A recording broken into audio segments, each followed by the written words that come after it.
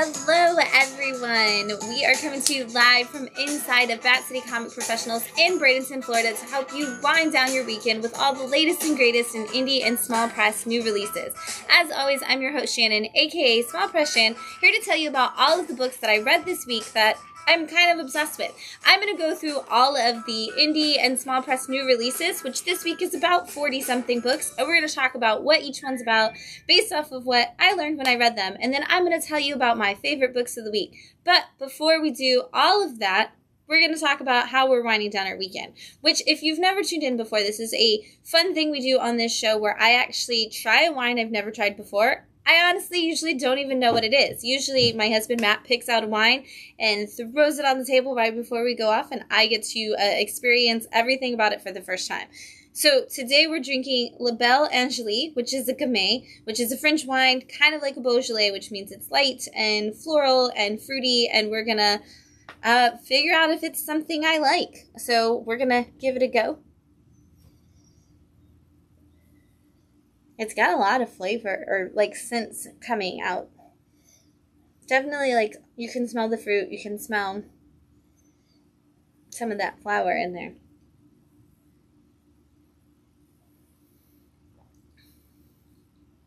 Oh, that's interesting. That's not what I expected that to taste like at all. It is very light, so if you're somebody who wants something a little lighter, which we've been outside having a sidewalk sale for the last 2 days, so for us, a lighter wine was really great. This is actually one of those, like, French light wines that I could actually see why they say put it at a cooler temperature, too, because I can see that this would probably feel really good outside on a spring or a summer day. I enjoy it more not chilled, I think. But I could see it would be good if it I could see why they do, because, you know, I know that region of France tends to make their wines a little bit cooler. Not necessarily chilled, but just a little bit cooler. And I can see why, because it does feel like it's meant to be enjoyed outside in the summertime.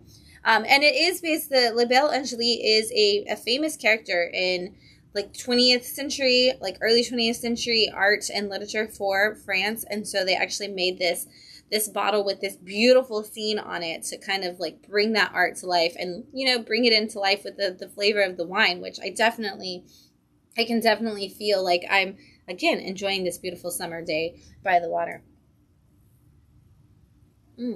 Cherries, raspberries? I don't know. What do you think? Are you saying yes to cherries and raspberries? It doesn't feel like it's strong on the raspberry. I feel like maybe because it is so light, it doesn't feel like I'm not getting, like, punched in the face by a raspberry.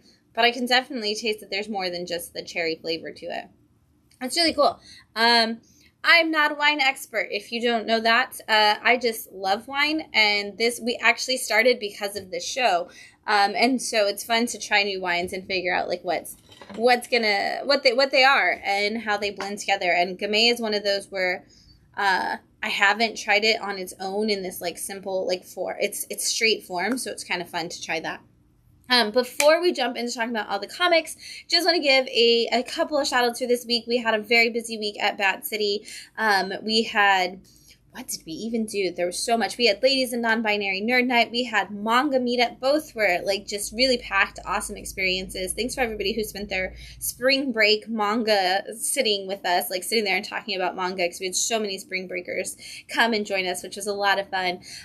We also, Friday, we got to go to MegaCon. You can see some of our experience with that on our Instagram, but thank you so much to MegaCon for having us out. We got to talk about indie comics and essentially do what we're going to do here tonight, what we do every week for the last decade almost, but without the wine. So it was really cool to get to tell people in person all of the comics that they should check out and all the ones we're enjoying. And a huge thank you to Katie for being on that panel with me, because it was a lot of fun, and to everybody who came. And then, like I said, we've been having a sidewalk sale for the last 2 days, and you guys got to pour through tons and tons of comics from our back room, all for $1, which was really cool. And now we've got even more exciting things coming your way. Coming up this week, we've got Queer Book Club on Wednesday, reading Simplicity, which I'm really excited about. We've got Creator Meetup on Thursday at 6:30 p.m. If you are a creator and of any kind and you want to come and hang out with other creators, learn some new skill sets, have some people look over your art or your writing or any of the other things you're working on, come out, bring your stuff with you. And then, of course, Saturday, The 28th is actually the Bradenton Art and Music Festival. We will be downtown on the Bradenton Riverwalk from 11 to 7 p.m. teaching and exploring comic art. We're going to have our History of Comics trail back again this year. We're going to have some photo spots. We're going to have chances for you to make your own zines, but also be a part of our collaborative zine. We've got like 14 artists that are coming out to be a part of that. And you're going to get to make your own comic art and see how that process of penciling, inking, coloring, and lettering all work, and get to do that yourself, which is going to be really cool. It's all free.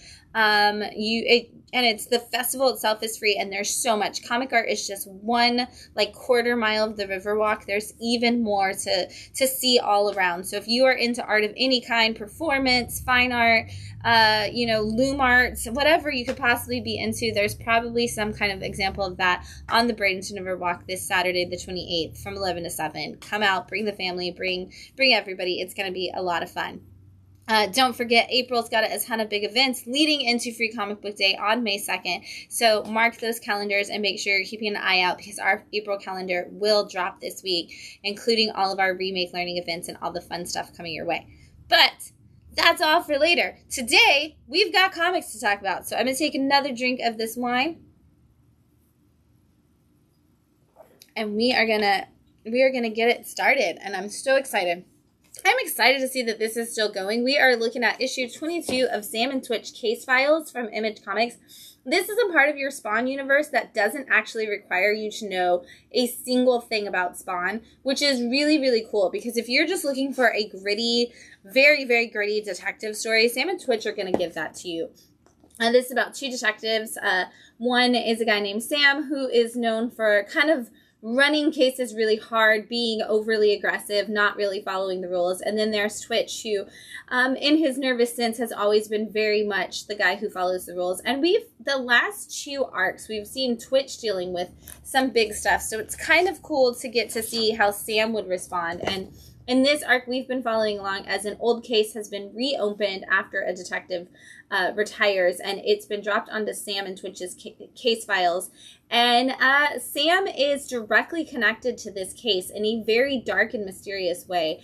And the further into it they investigate, the further the conspiracies and the dangers go, and this alleged invisible monster that Sam has been fighting against starts to make his presence known a little bit more. And that case that they think they solved may only just be opening up for them for the first time in reality. And it's up to these partners to learn to trust each other if they're going to figure it out.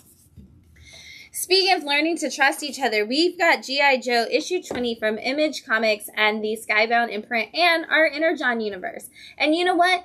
Every time we're like, we need more crossovers, they are hearing us and they are timing this. And this is the perfect moment of that G.I. Joe Transformer crossover, where we are finally going to see Optimus Prime and Duke actually meet. And so if you've been following along with this, the G.I. Joe universe is dealing with the sudden surprise of a bunch of robots landing on our planet and dragging us into their war. We know them as the Transformers, but they have been trying to figure out what that is. And after finding out that one of his own G.I. Joe members has been working with the robots, the Autobots specifically, Duke is like, okay, I need to know why you trust them and what's going on. Take me to your leader, essentially. And so he gets brought in to meet Optimus Prime. But this connects perfectly to what just happened in Transformers. And I'm not going to spoil that just yet for you, but we are kind of figuring out who the leader of the Transformers truly is and is going to be going forward. But Duke and Optimus know that it's up to the two of them to kind of figure out how to make both of their respective fleets fall in line to save the day for humanity, for the Autobots, for whatever it's going to be. And we do get to see the level of trust that is going into this. And I love just also hearing their superiors or their subordinates talking about how much they know exactly what the conversation looks like, even if they're not a part of it. You get some really fun moments in this one. And so if you've been reading this crossover, and maybe you've just been reading Transformers, just like at least pick up this issue of G.I. Joe, because it gives you all of the like fun feels of those two crossing over. We've got The Future Is issue 11 from Rekka Publishing. What a fun adventure this has continued to be. Rekka is hacker spelled backwards if you didn't know that. And so this comic is all about cybersecurity. And so it's a couple of people who were hackers who have now all joined forces to kind of find a way to be the good guys in the world. Initially, they just wanted to take down a cell of people who had attacked all of them and who were kind of just manipulating the world. But they realized after doing that they could do more good in the world if they went after some other stuff. And they have been recently dealing with a facility that is researching on children, and those children are allegedly nonverbal but have been communicating in mysterious ways. Well, now that a bunch of really weird things are happening at the facility, they're trying to figure out what could have hacked the system that these kids are speaking through, and it's left all of our heroes trapped in this ultimate like challenge, essentially going through like this like saw maze of challenges, trying to figure out how to get back to the situation, and what's real and where are they actually like stored in, and is anybody like going to survive this. Has been really fun to see. It's very much something if you're into modern day X-Men, I think you would also enjoy. The future is in the team building that's going on in there. Exquisite Corpses, issue 11 from Image Comics and the Tiny Onion Collective, which is James Tynion and Friends. And Friends is the best way to describe this because they are actually telling this story in a cool group effort kind of way. If you haven't jumped in yet, Exquisite Corpses is basically there are 13 families who actually kind of rule over America, no matter what the politics of the world says. And each time period, each like 5 years, they come together and they basically have a battle royale in some random town where they take out as many people as possible, and whoever's champion is left at the end of that battle, they are the ones who take over like that person's family, like the person that they're the champion for the family. That family gets to run America. And we are 11 issues in, so we've seen quite a few of the champions from this battle royale pass at from different things. And now we're at the point where the people of the town have finally figured out that there is something going on around them that they need to put a stop to. And so they are starting to actually fight back. Meanwhile, alliances and things of that nature, I don't want to spoil that because the most fun is always to see who actually makes it out. The alliances are starting to get rattled, and things are definitely starting to get like really shaken up in this story. And so if you haven't jumped in yet, or maybe you jumped in and you were like, nothing's really like happening, like everybody's kind of at a standstill or a stalemate, this issue definitely puts you back on the path to destruction and puts it on there in a big way. So check it out. Adventure Time hit issue 11 from Oni Press. If you are a fan of Adventure Time, the show, you should definitely be checking out this series. It kind of gives you your own universe of Adventure Time stories. It's kind of connects to the series, but it also kind of gives you a new adventure, and it's kind of falling in between those things so that people who maybe didn't see the show aren't going to feel entirely lost while they're reading it, but people who did see the show are going to see some callbacks to some great moments in time for them. And in this story, we've been following along. In the last arc, Computer Princess actually created robot versions of all the different characters for different research purposes. Well, Robot Finn has gotten away and is wreaking havoc all over the different like realms of this world. And in order to stop him, Finn is having to go after him. But everybody he encounters is upset about the fact that they think he's the one that's causing all the problems. And so Finn is kind of struggling to deal with the fact that there's like so much going on and all these people that hate him. And meanwhile, he just wants to do the right thing because he really wants to impress Computer Princess and maybe the Flame Princess and maybe all of the princesses really. And he's just trying to do what's right for his friends and his community, even if nobody believes that he's actually a hero or a good guy at this point. So again, if you've never checked out Adventure Time, this might be a great way to figure out if the show would be for you. We've got Catacomb of Torment, issue 9. This is from Oni Press and the return of the EC Comics like horror line. In this is an anthology series, which means that there's more than one story in here, and also that you can pick it up at any point in time. And so in this we have 3 different stories.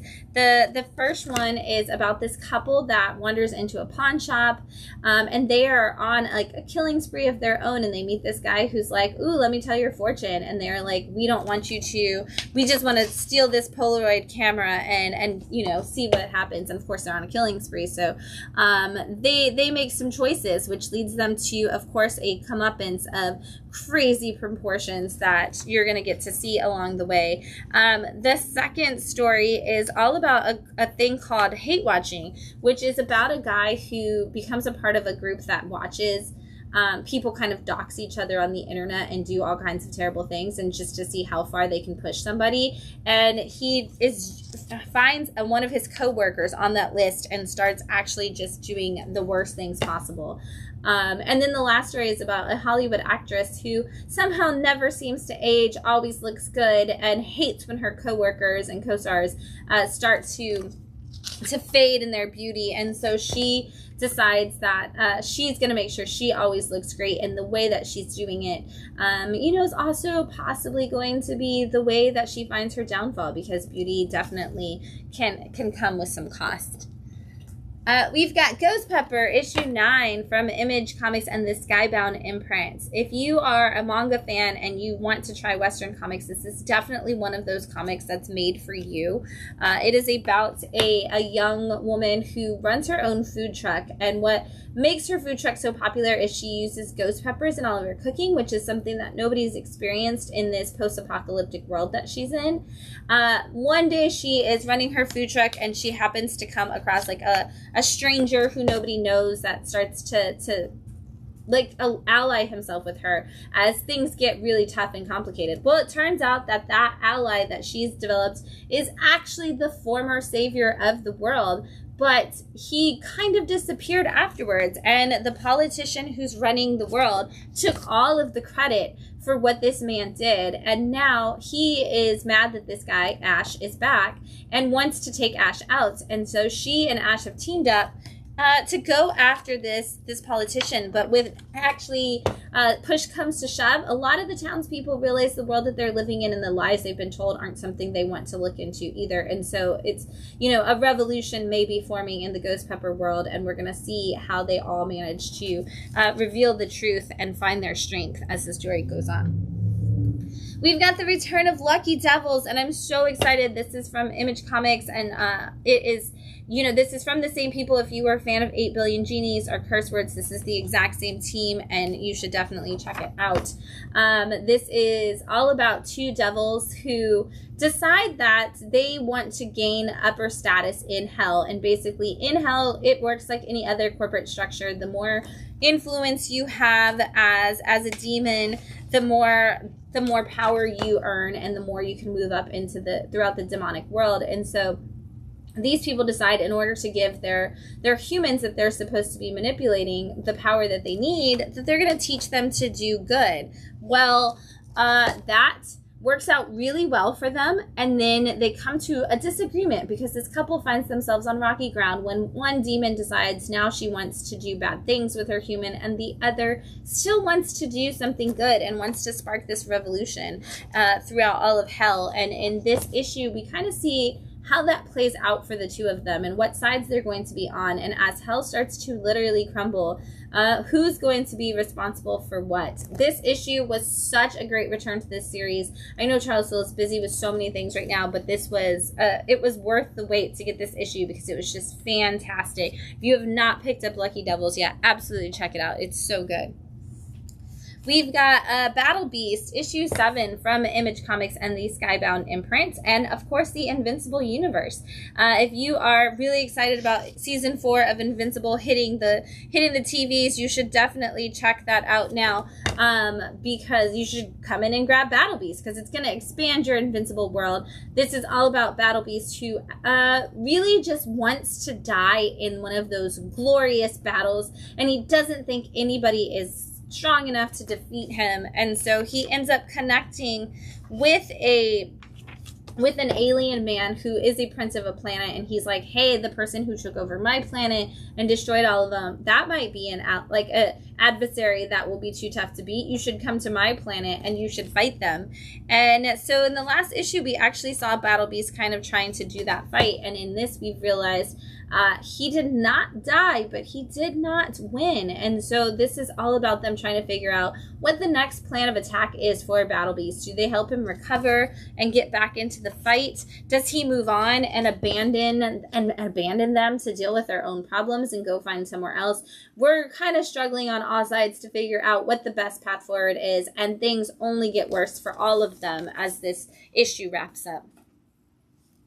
Powers 25, Issue 7 from Dark Horse. We are celebrating the 25th anniversary of Powers from Brian Michael Bendis and Michael Avon Oeming by bringing back the series with an all-new story. And so if you don't know the Powers universe, basically there are a bunch of superpowered people, and there is a specific department in the police department that's job it is to oversee all of the cases revolving around anybody with superpowers. For the first time ever in the history of the Powers department, they actually let a person with superpowers into the department, and he is struggling to prove himself so very much in this series because they don't trust him. Like, none of the powered people trust him now because he's become a cop, and none of the cops trust him because he's a powered person. But he and his partner are dealing with a very big case because a big name powered person has been killed in a mysterious way that nobody can figure out. In fact, they originally couldn't even figure out who it was that died because of the damage that was done to them. And so these two have brought themselves into a major investigation that they accuse some of the wrong people, and things are definitely getting complicated, and they might find themselves on the odds with absolutely everybody in the next issue. And will these people be able to work together, or are they going to destroy everything in the process? We've got Starship Godzilla issue 6 from IDW. This is, if you took Guardians of the Galaxy and put it into the Godzilla universe, this is absolutely what you would get.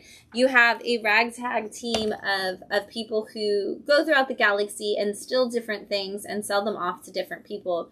Well, what they decided to steal in this book is a bunch of kaiju eggs, and who they decided to sell it to was the Xalians, and that ended up very terribly for all of them, and the young girl on the ship has decided that they need to do what's right to fix this for everybody else, and has brought them all into a war that they didn't necessarily want to get involved in. And so now we are in the middle of that. We are seeing the kaiju fighting against the people and the aliens. We're seeing the aliens try to fight against them.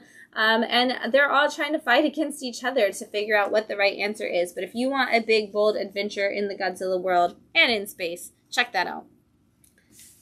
We've got Racer X issue 5 from Mad Cave. If you are reading Speed Racer and you're not reading Racer X, do yourself a favor and run out and grab all 5 issues of Racer X. It is a fantastic companion story. But if you want to just, jump into Racer X and you're not a Speed Racer fan, you actually can get a lot of the story from here. Mark Russell is doing a really good job of giving you a new story, and he's been following along as Racer X, who is a mysterious racer that nobody knows who it actually is, but has been working for the bad guys for a long period of time, and then abandoned them to go off on his own, and has now been working with Speed Racer indirectly to kind of help him through these races, which is causing the bad guys that run the evil corporation and sponsor the other set of racers to finally start losing races. And so in this issue, they are trying to get their hands on Racer X and figure out how they're going to do that. And we get to see that evil overlord of this corporation and just how dangerous and deadly he can be himself, and the challenges he puts his racers through. And so it's so good, and it's Mark Russell writing it, so of course it's fantastic, but you should absolutely check it out. I'm going to take another drink of this wine. Again, we're drinking Labelle Angele, which is a Gamay from France.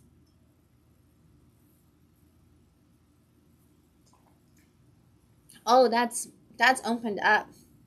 That's got a whole different front flavor in there now. What is that, Matt? Red fruits. Red fruits. I would agree. That's definitely some strong fruits in there. It's not as raspberry as it was now. And now it's something lighter. It's a little more strawberry. I was going to say it's not cherry either, though. Strawberry might be the flavor. That makes sense, too, with the light texture of it. So usually Gamays and Beaujolais are strawberries. Yeah. It does seem to have a very strong strawberry flavor now, and that's really good. I like the way that opened up. We've got Roots of Madness, issue 5 from Ignition Press. This is a really cool historical a horror story that we're getting. This is all about a young woman in the early part of the 20th century who was raised by a woman who was kind of the small town doctor. She was like almost like a witch doctor for these people. She did she produced balms and different things for people. And after her mother passed away, she decided she was going to go to school to be a doctor and actually be able to provide that same kind of care for people, but through a medical profession. When she is actually offered a strange opportunity to go and join this fellowship back in the place where her mom used to live, she finds herself wrapped up in this weird secret society doing these experiments that at first she thinks are really going to help people, but now for the first time she's actually starting to see there's a really creepy dark secret that not only was her mom hiding from her, but these people have been hiding it from her too. And so she's kind of left in I don't know the truth behind my family or the truth behind this magic, and what did I open up and how stuck in it am I? And she's just opened the tip of the iceberg, and she is definitely about to find some big problems. We've got Last Day of H.P. Lovecraft, issue 5 from Boom Studios, and this is the last issue of this book. This has been following along, and it's supposed to be literally like the last day of H.P. Lovecraft's life, and he's kind of having a Christmas Carol sort of moment where people from throughout his past are kind of showing up to make him revisit the terrible person that he was, and are they actually there? Is he envisioning them? We kind of, go back and forth on how we get to see it, because some of it seems like a person is in the room with him, but then he kind of goes into these weird, crazy places as he explores it. And in the last issue, he kind of realized all of the things that he was going to be remembered for weren't the things he wanted to be remembered for. And yet there was nothing really that he could do about it. And so we follow him as he kind of makes this cross-path journey, and in this issue, it's really just what happened after that. It's the wrap-up of it. It's the death does actually come, and what does it look like when it does. If you're somebody who's always had like a tumultuous relationship with Lovecraft being a bad person, but maybe one of your favorite writers, this really has that like the art versus the artist kind of conversation in a really interesting way. We've got American Caper issue 5 from Dark Horse and the team that brought you Grand Theft Auto. If you are looking for something that feels like that level of absurd put into comic book format, this is definitely the book for you. This is all about a man who is definitely the most unlikable of lovable loser kind of people. We're supposed to see him as an everyman, but realize also that this man is just absolutely terrible, and he is married to a woman who has become an extremist on the internet and kind of wants to kill him, and he's got kids that absolutely hate him, and he's in love with his neighbor's wife, and his neighbor has gotten himself into all kinds of trouble himself, trying to do the right thing. Anyway, our main character works as an attorney for some people who are doing some really bad things, and they've got him all tangled up to it. Meanwhile, on top of that, a woman, we saw at the very first issue that 2 women were escaped out of a van that was like brought over from across the border, and somebody stole that van, and these women were able to escape from it. Well, now they're working as maids for the rich man of the story. And we actually get the backstory of one of those women and why she was trying to escape the cartel in Mexico and everything that she did. And so all of these people have such rich backstories, and the way they cross is absolutely 100% absurd, but in the best like storytelling mechanisms you could possibly get. It keeps building this just like weird off the wall story that you have no idea where it's going and how they could possibly get out of this one terribly horrible, no good, very bad day, but you're along for the train wreck that is their lives. We've got the wrap-up of Devil on My Shoulder with issue 4 from Dark Horse. This is the story of a woman who, as a younger woman, she was kidnapped by these 4 boys. and they tied her up and left her in a barn, and they continuously tortured her in different ways because they had an obsession with pain. She, in issue 1, was able to get away, and we saw her training with a priest who used to be a mercenary on ways that she could get back at all of these people. And so this has been a story of her revenge as she's gone boy by boy, who are now like men by men, trying to destroy each and every one of them in the most violent, crazy ways possible. And in this issue, she's kind of coming to terms with her own reality of what would happen after this, as well as coming to terms with what her life could be. And I don't want to tell you too much more because it is the end. So you should, if you love revenge stories, you should definitely read that one. We've got The Darkness, issue 4 from Image and the Top Cow imprint. This is our return to The Darkness with Mark Silvestri actually writing it for the first time, really since like we've seen a big story for him in a long time. And it does start at kind of the very beginning of it all. Jackie Estrada doesn't know that he is going to be the harbinger of the darkness. He, as far as he knows, he is an orphan boy who was raised by a man who he's always referred to as his uncle, who is a mob boss. And on his birthday, he finds himself suddenly with these powers to call forth demons and dark creatures. And he uses them to fight against these aliens, these angels, these like sunlight beings that have come to fight against him and want to harm him. In this issue, he actually learns a lot about what his powers can do, but also about the people that he's calling forth from the darkness. Like, what are their connections to him? How does he control them? Why does that matter? Not only that, he also learns that humans can oftentimes be way worse than the evil that lies in the darkness or anything else coming after him. And so he has to face facts about the people that have always been in his life and learn that the truth behind his own personal darkness so that he can fight that in order to fight the light that's attacking him now. We've got Wrestle Heist, issue 4 from Image Comics. All right, if you are ready to laugh, you need to pick up this book. This is all about a guy who was like the most prominent wrestler in the industry, and then the guy at the top just decides, you know what? I don't like you anymore, and so I'm going to take you out. Well, he tries to get the other person to like legitimately take him out, which makes our wrestler unable to actually do his job anymore. And so scarred and battered and bruised, and not just in his ego, our wrestler decides to come up with a plan with a bunch of other former wrestlers who are in the same spot to actually rob the head of the Wrestling Federation on the night of what they call Fightsgiving, which we would, of course, consider Royal Rumble or one of those other big things. And so they come up with this huge, massive, like Ocean's 11 kind of plan, but nothing has actually gone according to plan. And we're starting to see some of those twists and turns and people turning on each other. And maybe the things that they think they're prepared for are not going to work out. But we probably only have like 1 or 2 more issues to wrap this up. So I'm really curious to see if anything is going to work out for them, because so far nothing has. But it's worked out for our sense of humor. We've got the wrap-up of Our Soot-Stained Heart. This is issue 4 from Mad Cave. This is such a really cool steampunk story that kind of re-envisions the idea of Santa Claus and that kind of cultural story behind all of that.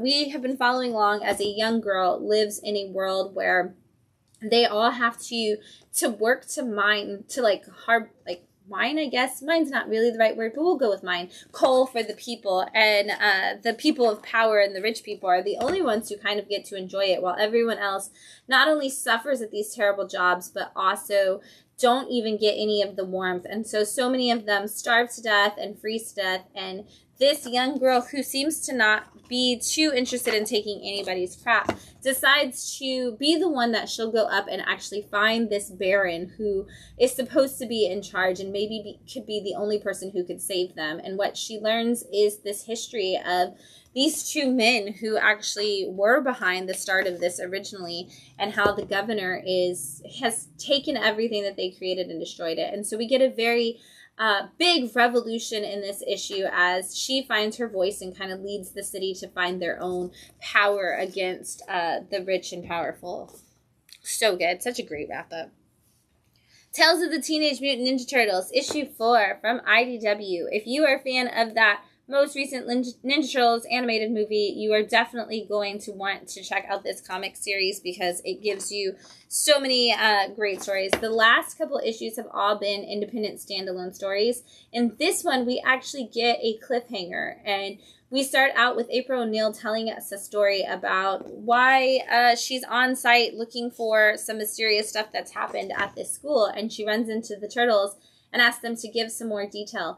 And we actually get the origin and connection of Fugitoid in this Turtles universe, which I was really excited about. And I think I learned more about Fugitoid than I've ever known before, and that is one of Matt's favorite characters, and I still felt like I learned so much.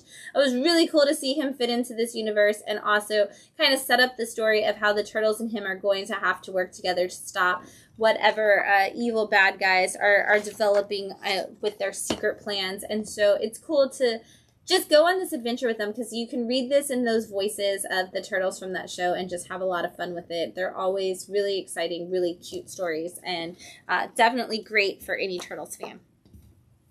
Exo Man of War, issue 3 from Valiant and the Alien Books line. Recently, the way Valiant has come back is they've come back with Alien Books, and they've done these mini-series that have told us just different parts of the story of the different Valiant characters and where they are now that we're kind of starting over. In this story, Eric, our Exo, our Man of War himself, has been on this alien planet dealing with this group of people called the Punks, who have kind of taken him in, and he's learned that they have a lot of problems that they're dealing with in this like Mad Max kind of universe, and so he's been trying to help them out.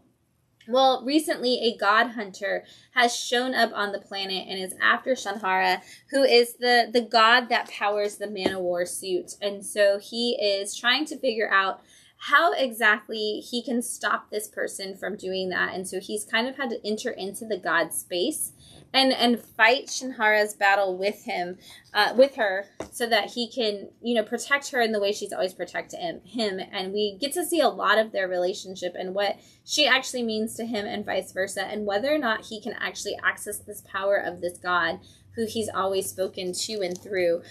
We're going to see as this. We've only got one more issue, so if he's going to save the day, he better step it up. We've got Dark Souls, Mother of Mourning from Titan Comics, and this is based on the Dark Souls universe, which I believe has both video games and books at this point.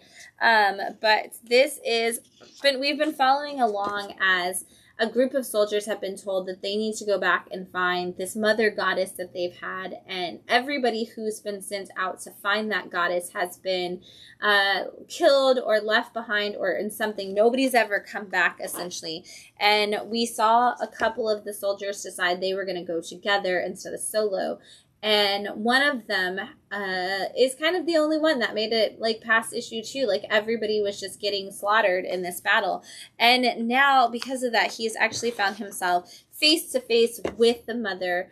And he believes that he's figured out a way to bring her home and to return her to the people and save her. But there's a lot of demons and a lot of darkness that he's got to fight his way through. And that is whatever he thinks is happening. Not really sure it's what it is.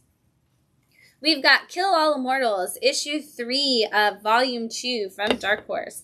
If you didn't read volume 1, you absolutely need to read this, but to wrap that for you really fast, basically the gods of all the different pantheons are all kind of just immortal humans. They're not necessarily gods. They have their trees of life kind of keep them alive. And in the first series, we followed the Norse gods as one of them, the youngest, Freya, was determined to destroy their godliness. Well, she did that, and now all of the other immortals from all the other pantheons are coming after them because finally they can take out these Viking gods. And so this has led them to dealing with a lot of people trying to attack them. And in this series, or in this issue specifically, they are going after a different family, and they are led to believe that a person from the family has turned sides and is going to help them. But whether or not we can ever trust anybody as these battles happen between all these immortals is, up to debate. It's very much like a Kill Bill meets like a godly war, and you definitely should check it out if you like a big action adventure story that has all of those like cool fight scenes and stuff in it. We've got Night City issue 2 from Dark Horse and Flux House. This is such a fun book and one that's really popular here for us. We're so excited to see where this is going. This is about a man who is a superhero, and he's kind of always just been like that on top guy, always doing the best superhero work he can. But when he goes to sleep, he wakes up in the regular world where there are no superheroes, and he just kind of has a day job and is living his life the best he can. What I love about this issue, because that concept is fantastic on its own, but what I love about this issue is we actually see the villain of his superhero world kind of figure out that that's what's happening, and kind of learn like maybe there's a way he too can cross over from one reality to the other, and maybe he can't kill the superhero in the superhero world, but maybe he can figure out a way to kill him in the regular human world. And so we get to see what the villain looks like in that world, and also like how those two would really connect in, and I don't want to spoil that, how those two would really connect in those two different worlds. And so it's kind of fascinating to see just like what that inside outside flip back and forth would. And you do kind of go back and forth constantly as he's dealing with the lack of sleep and keeping himself in the superhero world to try to keep the balance. Matt Kent is definitely developing a really cool story with awesome ideas, and I believe we only have one more issue for this, so I can't wait to see how that plays out so quickly. We've got Monster High Bermuda Triangle issue 2 from IDW.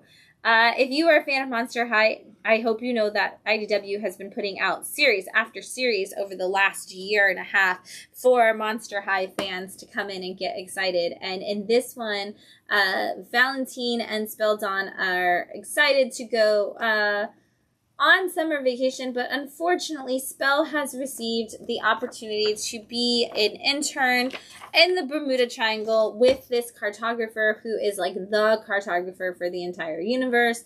And when they get there, Val comes with, like, he totally like sneaks into the suitcase essentially and doesn't give Spell the space he needs to go on his adventure alone. And in the process of doing that, they end up in a big fight, which leads them to actually destroy the fabric of all of time and space. They basically destroy this map that brings them into all these like multiverses converging on top of them. And that's totally 100% going to be completely and totally fine in some reality. And so now the two boys are separated in different realities and having to figure out how to get back to each other by finding the other parts of themselves, while also trying to find the map pieces that they can rebuild this map and hopefully save the day before all of time and space destroys itself. Very fun story and absolutely great for Monster High fans. The Thing on the Doorstep, issue 2 from Image Comics and Top Cow. This book is so chilling in so many of the coolest ways. The first issue gave you so much like deep, like almost, very much Lovecraftian kind of horror, with a dark magic mixed into it. And it was very heavy on storytelling about these two guys, one who kind of chose to have this like life where he got married and had a kid, but he always had this best friend who he couldn't let go of, and that best friend fell further and further into studying occult things. And in this issue, he meets a woman who kind of challenges how far into the occult he's gone by going even further. And they end up getting married, and some really, really weird stuff starts happening in this man's life. And he kind of hints that she's responsible for it, but is also kind of too afraid to say it. And his friends are trying to do what they can to get her disconnected from him, but the strangeness just keeps building. And the way they build tension in this issue is so fantastic, because you're constantly like, what is going to happen? What is she doing? What's happening to him? And you just kind of see him get more and more sullen, and his face get more and more sunken in, but you don't really know anything that she's done, because we're not seeing the story from his point of view, which really makes it creepy. And you can kind of see on this cover, like the shadow of her as like this demon creature behind him, which is super cool. Definitely check it out if you want a good horror. Snow Monkey is finally returned, as Red 5 has found some distribution with all the disruption with the diamond changes. Red 5 has come back. They re-released issue 1 of Snow Monkey, and they brought us issue 2, which I'm really excited about. And so if you don't know, Snow Monkey is about a young girl who has this ancient power that she's able to tap into and fight against these bad guys. And in issue 1, we got to see a lot of what that looked like. In issue 2, she's trying to do that thing where she just fits in at school, kind of tries to hide her powers. But another mysterious person shows up as a new student at the school and seems to have it in for her almost immediately. And we get to see who that is and what they're after before anything can go on. So while she's trying to figure out how to just fit in and stop being disruptive because of her superpowers, she's got to deal with another superpowered being coming in to lead her to destruction. And what is going to happen, and how are these, like, how is this going to play out for our would-be hero, we're going to find out. This is only 4 issues, so you can jump in it like right now and kind of catch up for the story. The Order of St. Sophia, issue 2 from Antarctic Press. I'm really excited to see where this story goes. I loved issue 1, and issue 2 just kind of keeps building on that. If you just read Marian Heretic and you're looking for more nuns who fight to make a difference, this is definitely going to give you another one of those stories. In issue 1, we found out that there was an order of nuns who were all essentially these warrior women who were complete and totally awesome. They took out evil. They worked as mercenaries. They did whatever they needed to do. And after somebody made a mistake in the person that they took out, all of the women lost their ability to be these mercenaries, and their powers were stripped from them, and they were basically told, if they see you fighting anybody for any reason, we're going to take all of you in. Well, so they were all assigned a different person for somebody to care for them and keep them wrapped up in traditional society. And so we are following one of our women as she is trying so desperately hard to fit into the role that's been given to her, but she's not very good at it, and she keeps worrying about everybody else. And now she's having these really dark dreams that show her kind of just destroying the person that she's developing this connection with, but also, like, is that going to destroy everything in the world? Is there more to come? And what is this ultimate darkness of women, like, dealing with that nobody's able to fight? It's such a cool setup already, and again, only 4 issues, so you can jump in and catch up and be easily on that one. Mega Man X issue 2. This is from Udon. If you are a fan of the Mega Man games, I have to say, we had a big group of people who were standing around at the counter this week who were like, we are all, like, they were all picking up their Mega Man, and they were all excited about it because they were like, when you read this book, you can hear the Mega Man music from each level that it reflects playing in your head, like, as you're reading it, which I think is really cool, because if you're big Mega Man fans, that means that you're definitely getting your Mega Man experience. In this, he has been kind of working to find his way back through this facility so that he can take out this evil bad guy and figure out what's going on. He's made his way through it. He's actually come face to face with essentially his maker and learned that this isn't the world that he thought it was. It wasn't. He's not in the safety that he thought he was. He's not, he's not on that team anymore. And in there, they also kind of release, like, who is going to be coming for him in the future. And so, again, if you are a fan of the Mega Man games, this is going to give you all of the fan service you want, with also, like, a fun new story to follow along. Barbarian Behind Bars, issue 2 from Mad Cave. In issue 1, we saw that we had this barbarian who fell to the earth from who knows where. He kind of just showed up in the middle of, like, Times Square and was in this battle where he destroyed whoever it was he was fighting against. And they decided, that man looks dangerous. And since he couldn't explain what he was doing, they put him in jail. And, of course, in jail, they were like, hey, you have to follow these rules. You have to do these certain things. But he, 1, doesn't speak Earth language, and 2, is a barbarian, so he doesn't want to follow rules. And so in this issue, he's dealing with the fallout of the choices he made in the last issue while in prison, which leads him to be put into into solitary confinement. Meanwhile, his attorney is trying to investigate a case that she doesn't really understand, and that leads her to some magical weapons that may actually expose that the barbarian isn't actually to blame for the things he did. But she is struggling herself because she doesn't really think she has a chance of winning this case, nor does she really, like I said, understand what exactly she's supposed to be proving. And so it's a fun story to see her try to figure out the police side of it, while he's also trying to deal with living in a human jail. We've got Drumsticks of Doom issue 2, and this is from Part-Time Comics.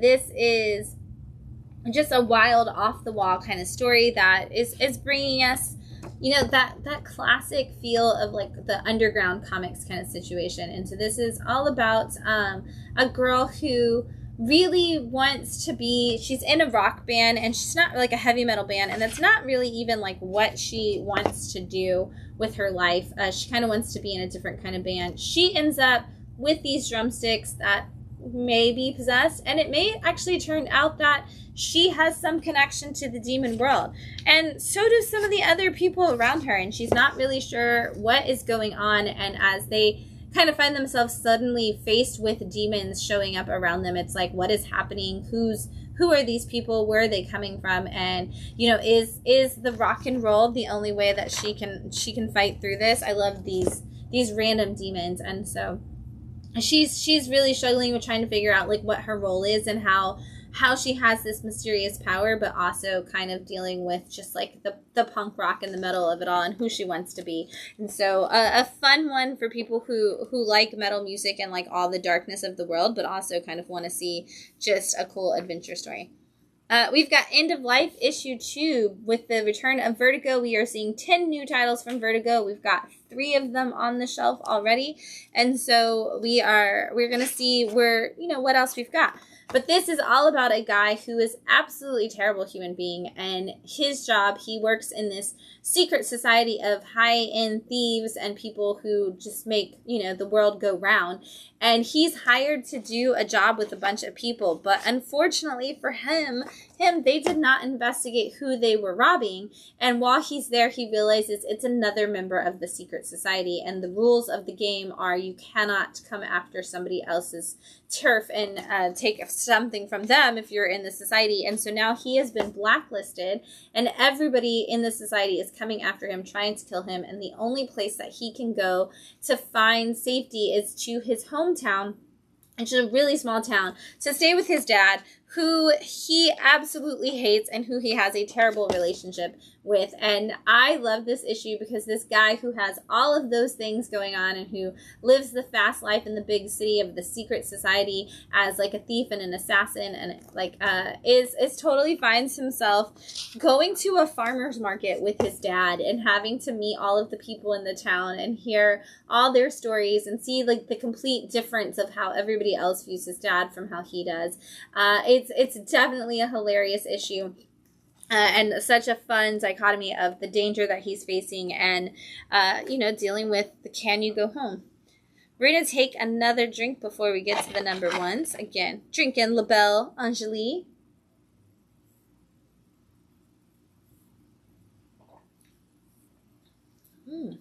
Now there's like almost a spice to it. But not a thick one. Again, it's still a very light wine, so. Very good.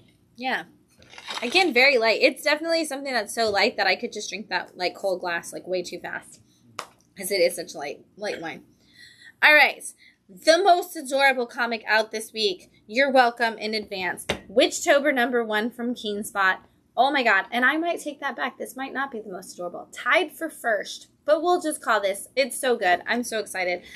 This is literally like the plot of Hocus Pocus, but with cats. So it's about a young girl who is descendants of some witches, and the 3 witches kind of save the town from danger during essentially the Salem witch trials, Plymouth kind of time, and the town excommunicated them for being witches, even though they saved them with their magic, which is total crap. And so now we're in the future, and we're in the now, and everybody hates witches in this town because witches are bad and terrible. And she is a witch who was, you know, raised in this family of like descendants of witches. And so she tries to tell the history of them during her presentation in school, and everybody starts bullying her at school for being into witches and telling her she doesn't have any friends. So she decides to get a spell book that can help her do magic to create some friends. And a ghost, a Grim Reaper, and a zombie cat all show up. And she's like, I now have friends. And she's like, we're going to figure out a way to make all of us really cool so that we can fit in at school and everybody's going to be jealous of me and all of my friends. And it's so cute. And also, I want plushies of all of these cats. And also, let's just make this last forever. This needs to be the most, like the longest running comic in history because it's so cute. I really hope that her friendships work out. They're definitely going to have a lot of problems, but it's going to be adorable the whole way. Thundercats and Silverhawks are teaming up, and we are on the road to war right now from Dynamite. This is issue 1. If you saw Thundercats Lost in Space, or Lost in Time, you know that we are going to see a war in the future between the Thundercats and the Silverhawks that is going to lead to some major oppression of the Thundercats by the Silverhawks and their people. And so the Thundercats are supposed to be helping some of the Silverhawks who remain actually solve this battle before it happens. This is actually showing us kind of where everybody's at. So it starts in a past story with Lino and his need to stick up for the underdog, or the undercat, I guess I should say, and how bullies are bad and how he needs to kind of learn to use his power to get other people to be on his side and to fight with him when things happen. And then it jumps to the Silverhawks and kind of where they are in space and time right now, and how they're dealing with the lack of like their Monstar. They had the bad guy, they solved him, and how it actually like capturing him and destroying him actually led to a worse battle for the world and the universe, and kind of mess things up. And then we go to that future universe and we see those Silverhawks who are there, or not the Silverhawks, the Thundercats who are there, who are supposed to be stopping what the Silverhawks did. And we learn that it's now been 6 years since they got to the future, and they still haven't figured out how to stop it. Meanwhile, the whole time, Chitara is having visions of this future, and she knows that something bad is coming to destroy Third Earth and to, you know, damage the place that the Thundercats are building, but she can't figure out what exactly that is. And so we are just now jumping in. If you are interested, if you're reading Thundercats and you're wanting to be a part of this crossover, there is actually a checklist for all the issues that are going to run all summer long that are going to connect these two universes together. So if you are fans of these classic cartoons and you want to have this world where they're on this path to fighting, check it out. There's I think 15 issues total that will connect for that. We've got Super Creep Show. This is a one-shot from the Creep Show universe, which is from Image Comics and the Skybound universe. This is Creep Show, which is, you know, your horror anthology with all your stories of things that could go wrong and all the comeuppance you could get. But it's got a little superhero theme this month. So the first one is from Kieran Gillen, and it's all about a boy who gets bit by a spider. And is that spider radioactive, or is it just evil? We're not quite sure, but unlike a certain spider man who doesn't actually have spider powers, this guy definitely gets stuck with spider powers in ways that are both good and bad. And he lives out his best spider life in a dark, creepy house, and you have got to see how that plays out for him. The second story is by Ryan North, also known for some great superhero stories, and he is telling us a story about a kid who's like, he's kind of a loner. He's only got the one friend, and he and her are trying to figure out what's the best like superpower to have. And he's like, I would absolutely want super speed. Being a speedster is the best because you're kind of invisible, but you're also kind of figuring out, like, you're also kind of able to teleport because you can go so fast. And she's like, would you be a good hero or would you be like a villain? He's like, oh, I would definitely just be a good guy and I would only do good stuff. But of course, the second somebody bullies him and he has this power, he kind of loses it entirely and just goes insanely crazy, and it just gets wild from there to see what exactly happens. And not everybody needs superpowers. Let's just put it that way. Okay, I said tied for first cutest book a while ago because Baby Garfield is out from Boom Studios, and this is so incredibly adorable. I don't even know. I don't even know how to describe how cute it is, but I'm going to do my best because here we are. So this is all about Garfield. He's got two different stories in here as Baby. The first one is all about the first time he meows because John is making dinner for himself, and Garfield doesn't understand why John isn't making him a lasagna, and so he goes through a lot of crazy things trying to get John's attention, but he realizes that the only way John is ever going to register that he's talking to him is if he learns how to speak. And so we get to see what that looks like for Garfield. And then the second story is so cute. John takes Garfield to the movies to see the hottest cat on the block in a film, and he is kind of like a James Bond cat, and then Garfield has to figure out how to be as cool as him, which means he has to learn how to groom himself, which is the thing Garfield absolutely has no desire to learn how to do. And so we get to see Garfield's very first hairball situation as he tries to learn how to be a better cat. Absolutely adorable. You've got to check it out. You are going to love it if you are a fan of Garfield in any capacity. And if you are a fan of Garfield in any capacity, you should come to Free Comic Book Day at Bad City because Gary Barker, the comic strip artist of Garfield since 1982, will actually be here signing copies of the Free Comic Book Day Garfield book that's coming your way. So, we've also got Lenore, Blood and Money. This is a part of Titan's new Lenore one-shot path that they're on. We're going to get about 3 or 4 more at least.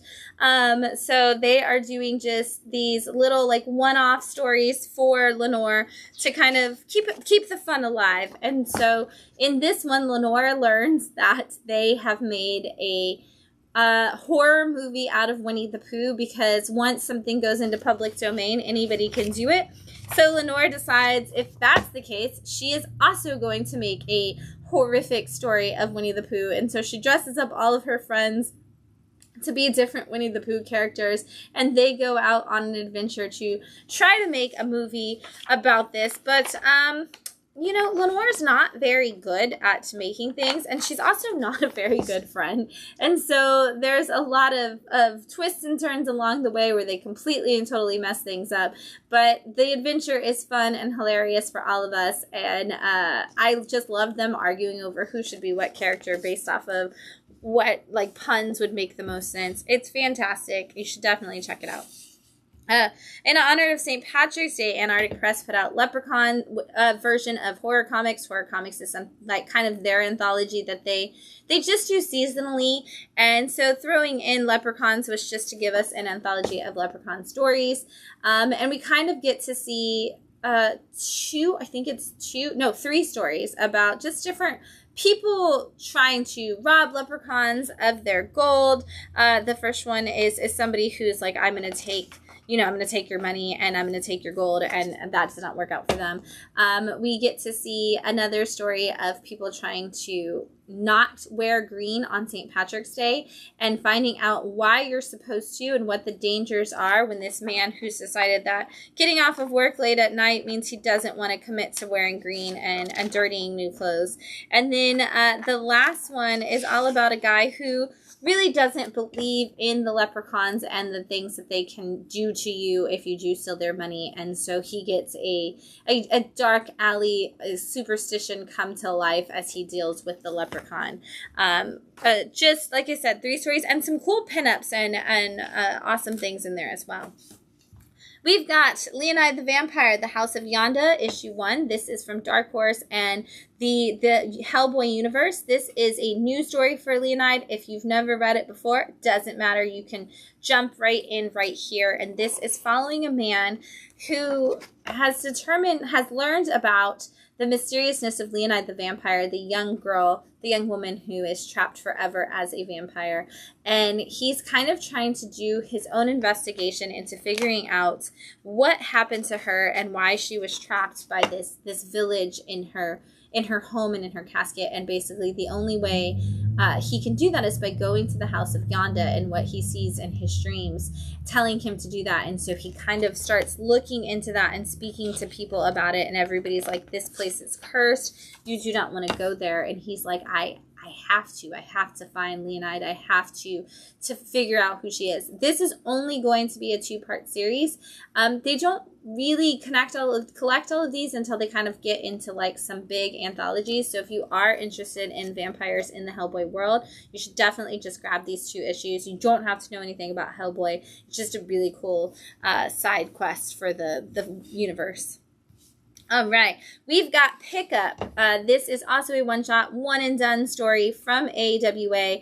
If you are just looking for a like gritty, like modern noir kind of story, this is going to give you some crime, some twists and turns, and some crazy stuff.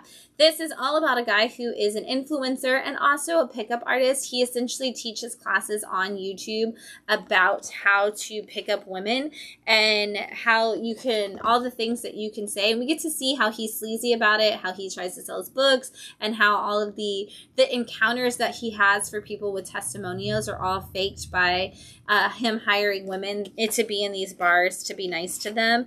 And we kind of see all of these different experiences while he's trying to make this one video. And so over the course of time, we see him editing the video. We see all the times he's filming it. Well, on his way home one day from being at the bar, he finds out that his neighbor was found dead in his pool.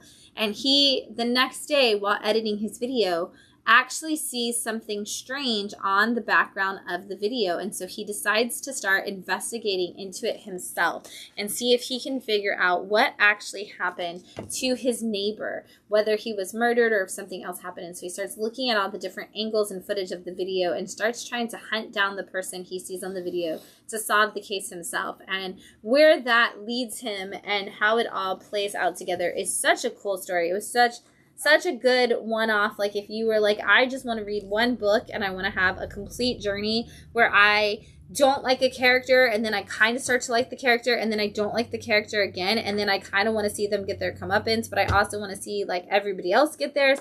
They really lay in so many different things for all these different characters in here. Well done single issue for sure. All right. And now it's time for Picks of the Week. So every week I pick the 3 books that were just my favorite books of the week. Nothing like specific that qualifies them. I just love them so much that I think you should love them and check them out too. And so I'm going to tell you all about those favorites right now. Kicking it off is Dead Teenagers #1 from Oni Press. I'm really excited about where this series is going to go. This is all about a bunch of teenagers in the 90s, which is definitely not why I picked it for sure. But this is about some teenagers in the 90s. Opens up with them going to their prom. And one of the characters is telling us this story that basically she's done this before. And every time they always die. And she's the only one that doesn't. And then we see them all kind of wake up again after they die. And they're in another universe, another reality where they again work to a certain point and then they all die. And she's like, we always die in the same order.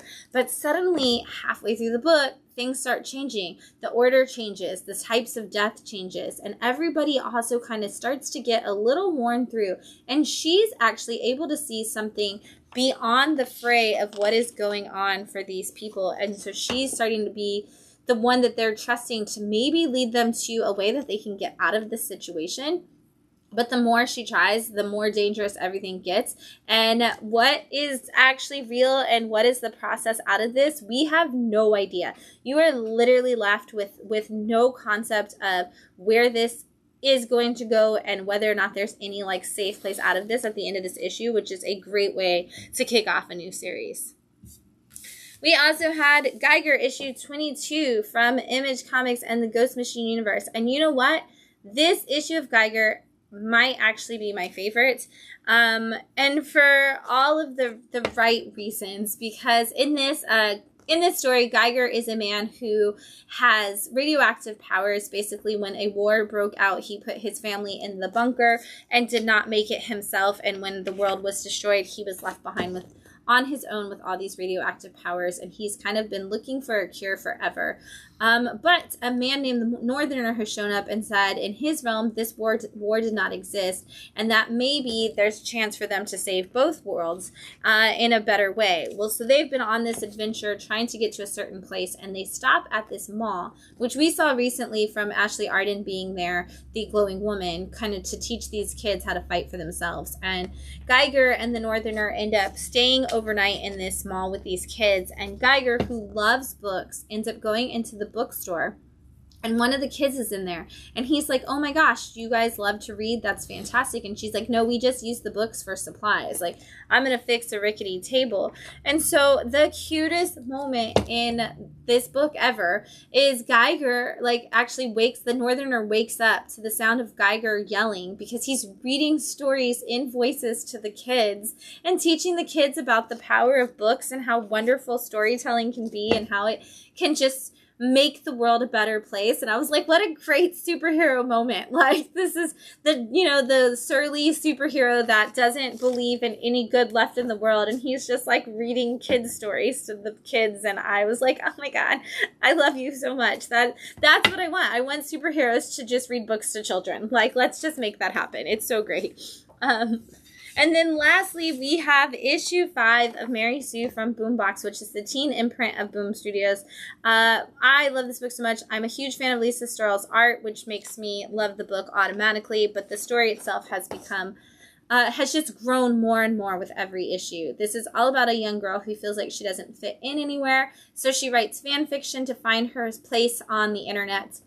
And one day her lead character, the Mary Sue from her story, shows up in reality, and she is super embarrassed, that like her fan fiction world is now exposed, but also is having to deal with how to get this character back into the fictional world. In the course of the story, one of her ex-best friend, who also has become her big bully, we learn that she also writes fan fiction, and her Mary Sue, her female lead, has shown up and is trying to destroy essentially the fabric of the universe, and is trying to trap her writer into the fictional world. What I love about this is we actually get the history of female characters in fandom, and how they kind of are just, it's not like the Mary Sue concept has become this negative thing where it's like, well, why are women good at everything? And it's like, why can they not be good at something, though? Why would they not know the knowledge that they need to have for what they're into? And why can't they have powers in the same way that, a character like Luke Skywalker can suddenly just be a good Jedi? Like, how does that happen? But we can't have a girl do the same thing. And so we get to see this history kind of play out into that, as we also see these two have to come to terms with their friendship and whether or not the end of their lives is like literally hanging in the balance. Such a great story, such a happy, positive, like bright colored experience that just makes you want to keep reading. All right, that's all the indie and small press books we have for you. I'm going to fly through everything else that came out this week so that you can see the books you might have missed when you stopped in your local store. Planet She-Hulk hit issue 5 this week from Marvel. Walking Dead Deluxe hit issue 133. If you didn't know, they are reprinting The Walking Dead in color for the first time. Wade Wilson Deadpool issue 2. We've got second prints of Capes #1 out this week. This is also from your Invincible universe and some of the other superheroes in that world. Black Panther Intergalactic #4. X-Men of the Apocalypse issue 3, slowly coming out, but is coming. X-Men 27. The Mortal Thor issue 8. He is no longer immortal, and he is dealing with some new stuff. We launched the new wave of things at DC, and that included the Titans now being called the New Titans. So it is still issue 33 of the current Titans series that's been going on, but we're looking at them in a new way with some new characters and some new adventures coming your way. Amazing Spider-Man hit issue 24, which is part 4 of the Death Spiral saga. Superman Unlimited #11. We've got The Sorcerer Supreme issue 4. Deadly Tales of Gunslinger Spawn issue 14. Sentry is back with his own title at Marvel. Mark Spector Moon Knight hit issue 2. We've got Nightwing issue 136. I love that cover. We're going to talk about that last. We're going to put that in. World's Finest issue 49 hit this week. Catwoman issue 85. The Absolute Flash issue 13. Katie forgot one when she pulled these for me. So will you grab me the book that Tony wrote? There's at least a foil copy of it up on the shelf while I talk about this. And then, like I said, next level, that is that next wave of things coming out at DC. We have Batwoman #1, which I'm really excited. This really harkens back to the J.H. Williams III kind of storytelling that we saw in that. And this is Greg Rucka on Batwoman, which is really cool. Scotty Young is actually taking over for a new Lobo series, which I'm really excited. Scotty Young on writing and Jorge Corona, which is your team behind Middle West and The Me You Love in the Dark. So it's so many awesome things coming that way. And Lobo, what a perfect timing. And then lastly, Tony Fleece, the writer of Stray Dogs and Feral, is actually bringing us an all-new Deathstroke series. I'm really excited. This was the first book I read this week, and Tony absolutely knocked it out of the park. It's so good. If you are a Deathstroke fan, it's going to give you all of the hits that you want. It's also really great if you've never read Deathstroke. It's a really cool jumping in point because you get a lot of action and yet a lot of storytelling that brings you up to speed on who he is and why he's a terrible dad and an even worse person. Tony is definitely bringing us a great new Deathstroke story, so grab that this week. There's also a lot of new trade paperbacks and graphic novels that are out this week, and I'm going to run through those really quickly. Let's see if I can reach all of them. Yeah, okay. We've got Marvel Rivals. This is a Chime Stream adventure. This is one of those, this is the Marvel Multiverse role-playing game, and the video game brought together. So you can actually role-play some fun stuff with Marvel Rivals. Ultimates Volume 3 is out. This is issues 13 through 8, and the Ultimate Hawkeye one-shot brought all together for you as we get to the end of that. Flow came out. This is about some people who are dealing with the fact that, they bullied a young girl when she was at summer camp, and now as adults, they are being haunted by the darkness that they did. I think that came out last week, maybe. I don't know. No, it didn't. That came out this week. Death to Pachuco. This is also from Image Comics. This is from our friend Henry Barajas. This is about a woman who is falsely accused and put into prison, and the noir detective that kind of has to hunt down the answers to that, and deals with a lot of Latinx culture in the early part of the century and the dangers that they faced. Godzilla Destroys the Marvel Universe. This is the whole series of Godzilla doing exactly that, destroying Marvel. The Whitestone Chronicles. This is a story from Critical Role. If you're a big fan of that, this is an awesome, cool hardcover you can pick up for that story. Creeping Below. This is about a girl who gets sacrificed by a heavy metal rock band when she tries to follow them around as a groupie, and then has to, hunt them down for revenge. Don't Forget Your Briefcase. This is about the briefcase that's got all the codes in it that gets accidentally mixed up with a young kid's code, and it just happens that kid's mom is a Russian spy, and hijinks ensue from there.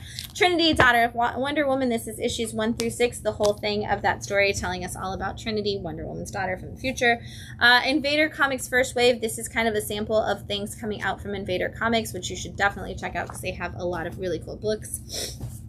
Stitch Tokyo. This is learn to embroider Tokyo at its finest with these 15 fun and colorful projects. So it's got all kinds of cool things that you can do craft-wise. We've got Ultimate Spider-Man Volume 2, which of course means that Ultimate Spider-Man Volume 1 is not in stock anymore. This is the epic rematch. This is the epic collection, essentially, of that 2001-2002 Ultimate Spider-Man series. It's got issues 14 through 27 in it. Keep both volumes in stock, Marvel. The Flash Rebirth. This is the Jeff Johns story from a long time ago. Not a long time ago. It's not really that long ago at all. It's his kickoff story. Yeah, and so this is $9.99. It's a DC Compact, and you get that whole story in there, which is fantastic because look at how thick that is. That's so great. And then Music is Black. This is actually a British story exploring the soundtrack to periods of political, social, and cultural change, highlighting the key moments in Black diasporic history and music, which takes us through all of the Black British genres, which is really, really cool if you are looking for, if you're into music and culture, this is such a cool book to check out. So that's all I have for you that we've got this week. There are so many comic books coming out this Wednesday, so make sure you head to your local comic shop to Tell them you want all the books you learned about tonight, plus everything that came out new. Just, get some new titles. Try some Labelle Angele Gamay French wine. It's so good. And when we see you next week, we'll have a whole new slate of comics to tell you all about. But until then, everyone, happy reading. Have a good night. Bye.